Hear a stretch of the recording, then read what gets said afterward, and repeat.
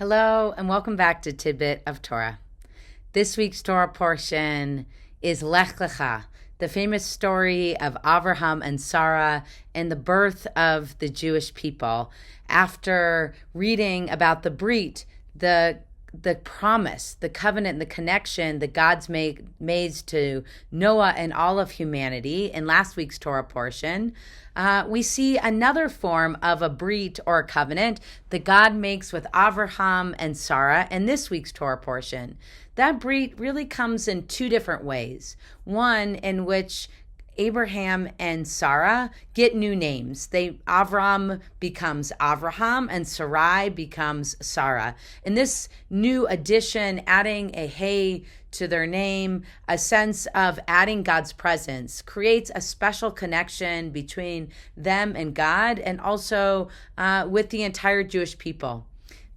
And the second way in which this Brit manifests is through the practice of Brit Milah or circumcision. It says at the end of the Torah portion that Avraham circumcised his sons and also himself, establishing a Brit that is unique between God and those who are of the male gender, but that also we extend to all girls and women through Brit Bat or Simchat Bat ceremonies or baby naming ceremonies. So in that way, over time, we've actually sort of merged these two traditions of the name change or getting a Hebrew name and Brit Milah in a sense of welcoming people of all genders into the covenant.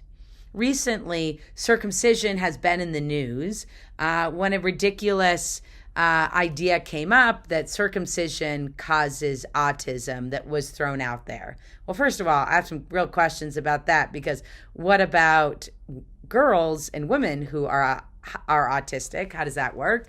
But putting politics and medical science aside, it has raised again this question of should Jewish children be circumcised?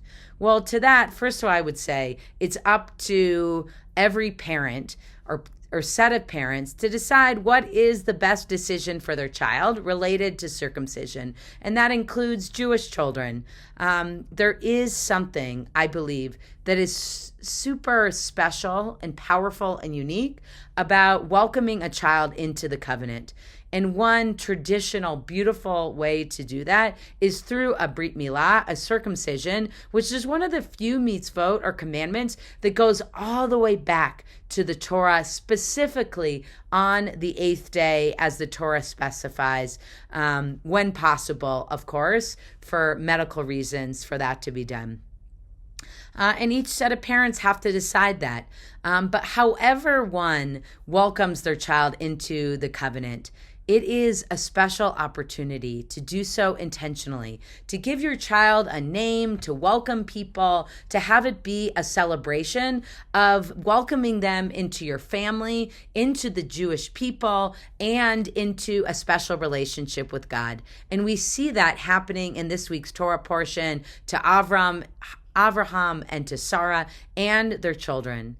So if you haven't had a chance to name your child, or you're on the fence about Brit Milah or circumcision, I invite you not only to consult medical advice, which of course you should, but also to think about it from a spiritual sense. Talk to your rabbi, talk to other Jewish relatives and Jewish friends, and ask them, why did you choose to make this decision? And what is the Brit, the covenant, about for you? Because ultimately, that is what all these rituals circle around, is this incredible covenant of love and connection that each person in the following of Avraham and Sarah has a chance to make. And in fact, when someone converts to Judaism, their Hebrew name usually becomes whatever they choose for their Hebrew name, Bat or Ben, Avraham v'Sarah, because we all end up being sort of adopted as their children, right? As they set the tone for Jewish families,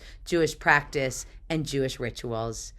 Shabbat Shalom, wishing you a meaningful, restful, thoughtful Shabbat.